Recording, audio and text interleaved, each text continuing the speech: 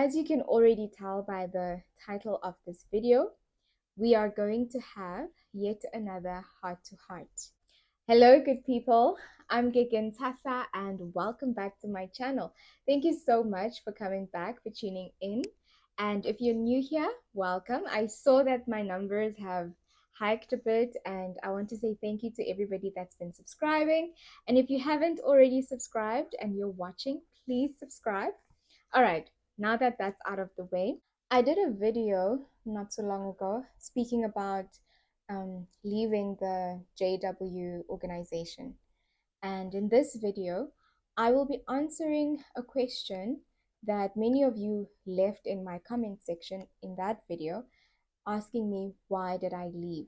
Now, if you've already watched that video, you will know that I was not the only person who left, but my entire family, or my immediate family, also made that decision to no longer be part of that religion. If you haven't watched it, I encourage you to go and watch it. A lot of what I will be saying will make sense, probably, I think. If not, just stay tuned. I feel like I need to take off my glasses for this one. This all started in the year 2021, and most of you will know or will remember that it was quite a tricky year following the coronavirus pandemic. And unfortunately, in that year, we experienced a major loss in the family. My dad passed away because of the virus, and it was a very difficult time for us. It still is, but we are trying and we are managing. However, in that year, we were a mess. I personally was a mess, and it was a challenge. Every day was a challenge, and I mean, if you are a daddy's girl, it's 10 times worse. Anyway, how that ties in with the reason why I left the religion is sometime after um, the passing of my dad, we had our first gathering as fellow brothers and sisters. This was now due to the fact that the lockdown restrictions had been eased a bit. We were able to be with people outside and just try and be normal or find our new normal. And it was after that gathering that it came to my attention that certain things had been said about me pertaining to my appearance. Keep in mind, I had just lost my dad, my hero, basically.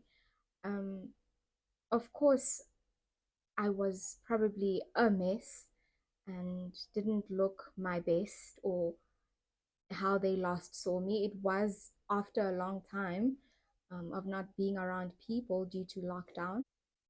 Things were said about my appearance, and it's things I wouldn't want to repeat on this platform, especially. But it was bad enough for me to go and report it to the elders because I felt body shamed. I felt humiliated, you know. When I got to the elders, they heard me out, they gave me an ear. I remember I spoke with my congregation elder, who was my group overseer at the time, and he immediately understood that this is bad, it's not good at all, and encouraged me to set matters straight. And that meant I needed to contact the elders from the other congregation, because the people who said these things, the people in question, were not in my congregation. So my elder arranged a meeting with the other congregation's elders, and indeed it became a judicial matter.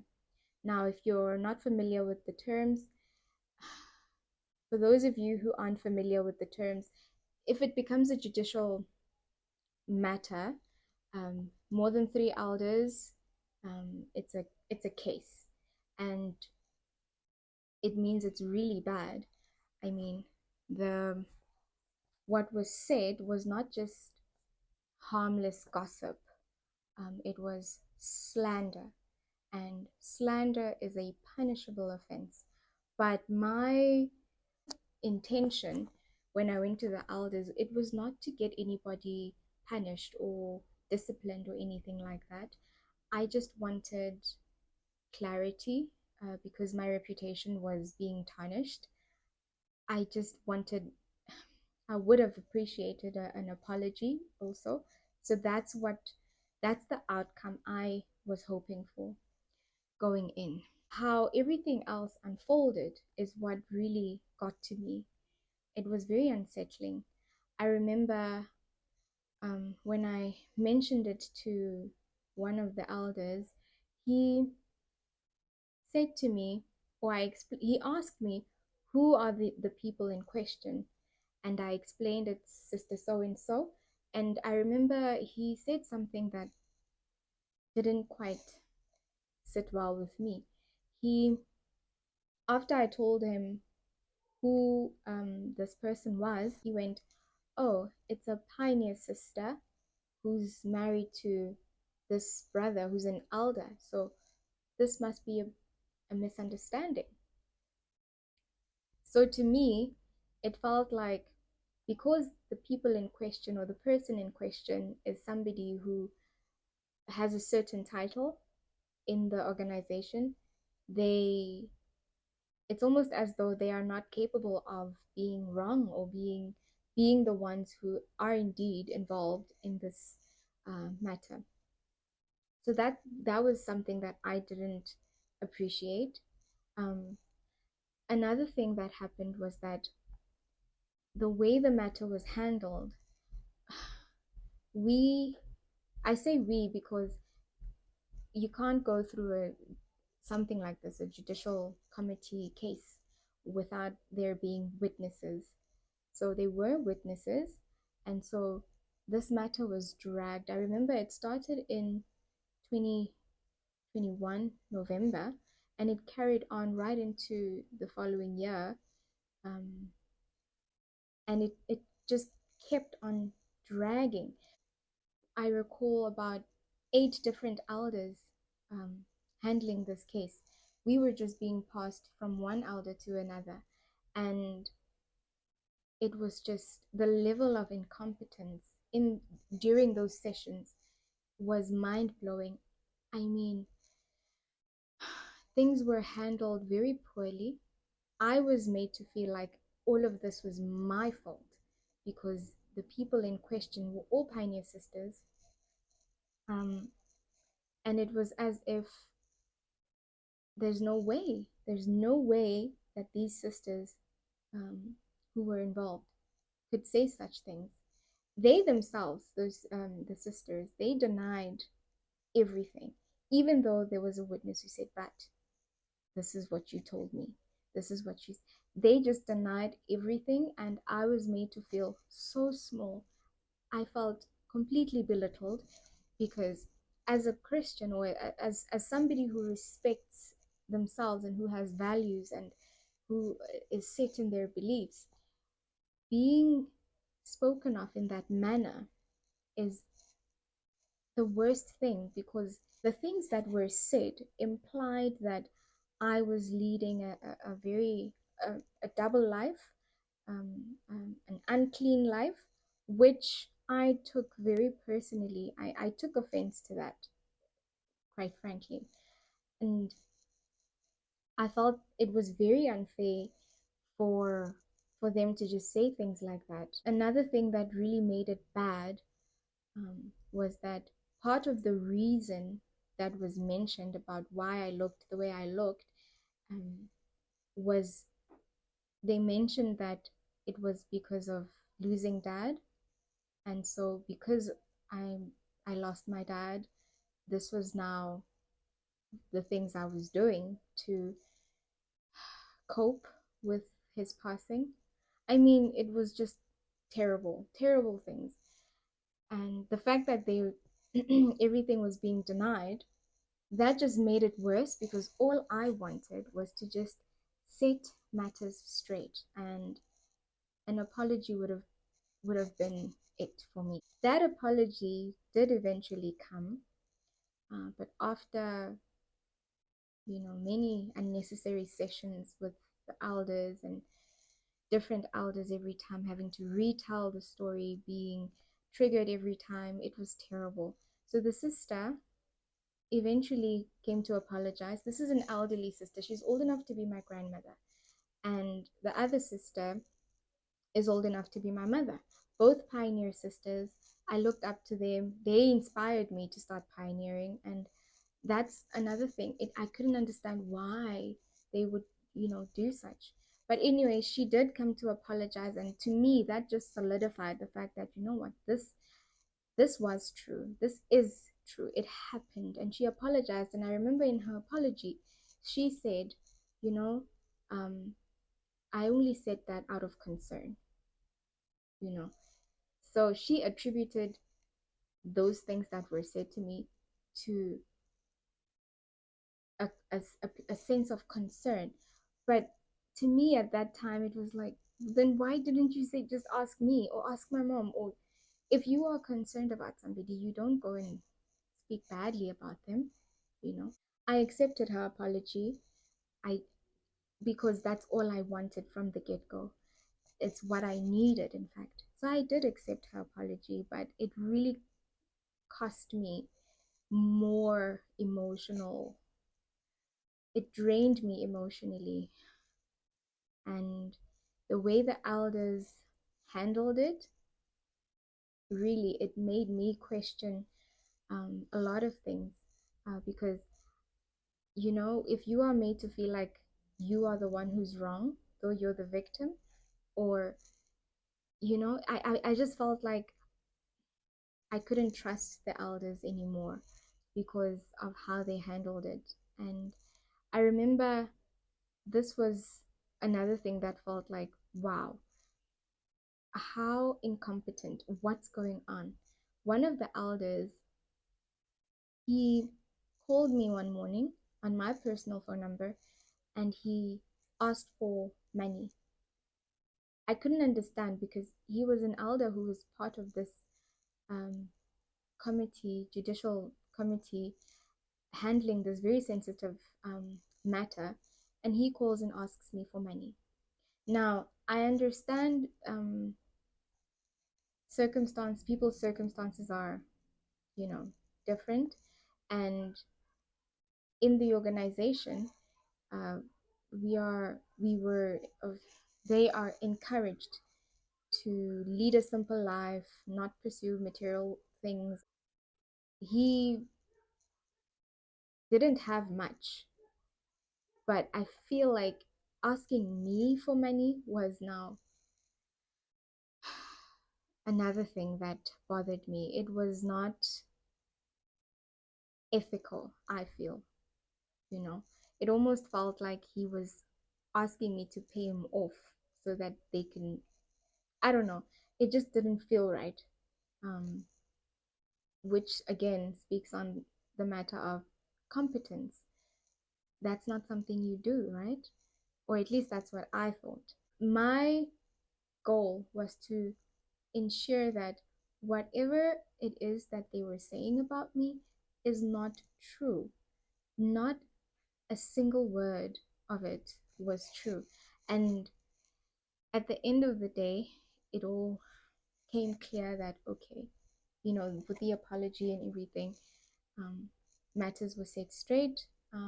But how things were handled is what raised questions on my side. That trust I had for the elders, you know, it was tainted. I didn't fully trust them like I used to. That blind trust, it was gone.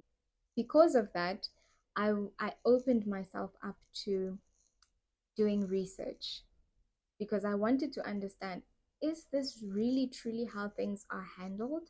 Because really, I didn't feel like I was treated fairly. So I had more questions more than anything. And so I opened myself up to, possible answers, and not just answers that I could find on the platform they provided, which is the website, but I was willing now to do research on other platforms. Um, if you've ever been a witness, you know that doing research anywhere else other than on the website is bad, is wrong. You don't do that to the extent where um, at assemblies and conventions, we would be sort of coached. There would be demonstrations showing how to say no when somebody tries to show you something, a video, or I don't know, anything that has to do with negative information or any other kind of information that the organization doesn't want you to know. It could have been from other websites. You were not supposed to view it.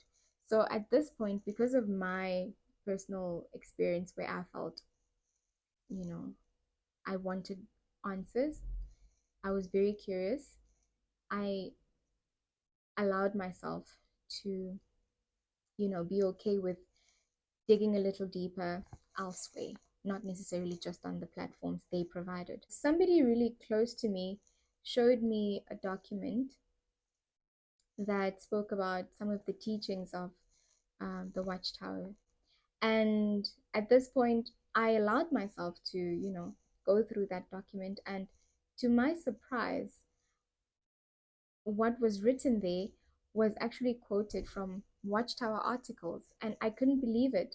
Some of the teachings um, I didn't know about. I was so shocked because I was of the impression that apostate material or apostates in general, I thought, this might be weird, but I thought that apostates were devil worshippers or something. In the JW world, there is nothing as bad as an apostate. I mean, so I when I first viewed, or when I first allowed myself to read that website or from that document, I was a bit scared. I won't lie. It felt I was not even open about it. I was just trying to hide. The first time I actually went through that article from that document, I I was so nervous. I was so scared because I felt like I was doing something extremely wrong.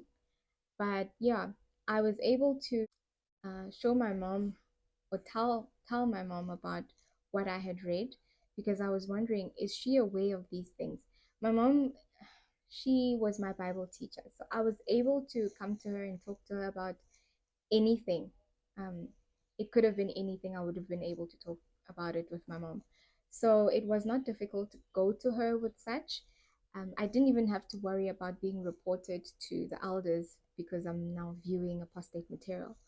But yeah, that's where my waking up journey started. I mean, I can only speak for myself, but in any case, my whole family eventually we disassociated, as you may have now heard from my previous video.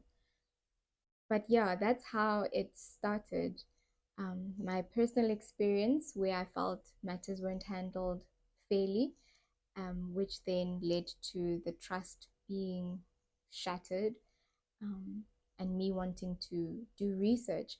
You know, so many things just made sense. Usually, when there was something that we couldn't get to or we couldn't understand, we would just say, let's just leave it to Jehovah. And that's not necessarily a bad thing because it's a matter of faith. And I don't believe that everything in the Bible will make sense to all of us. But yeah, the things that make sense now that we would then say we're leaving it to Jehovah, it's all written. It's all in the Watchtower articles. And these articles aren't necessarily in they don't show on the website, which is another thing that made me go, wait a minute. So that's basically how I woke up. And with the research that I did, I was able to make a decision to disassociate. There's a channel that really helped me. I'm not sure if I'm allowed to mention them, but yeah, it's I believe it's called XJW Critical Thinker, something like that. Lady C and JT.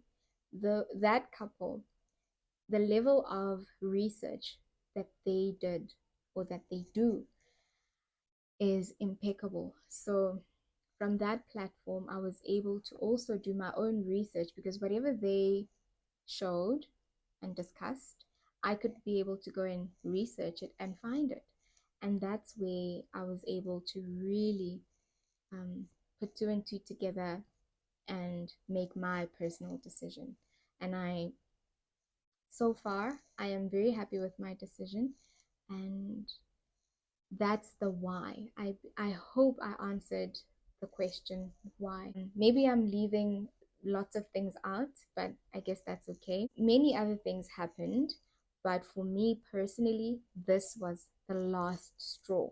I mean, I read people's comments on on my first video. People are so open to share their experiences, and most of the time I can relate with their experiences. Although for me that wasn't my last straw, but I can relate. So we we go through things and we always just give them the organization the benefit of the doubt until we, hit the wall. And for me, that's the experience that made me go, this is not for me. And yeah, I hope I answered your question. Please don't ask me for extra details about what I just shared. I am not comfortable going into extra details, but that's my story, and I hope it made sense. Thank you so much for watching this video, and if you haven't yet subscribed, please subscribe. I'll see you in the next video. Bye.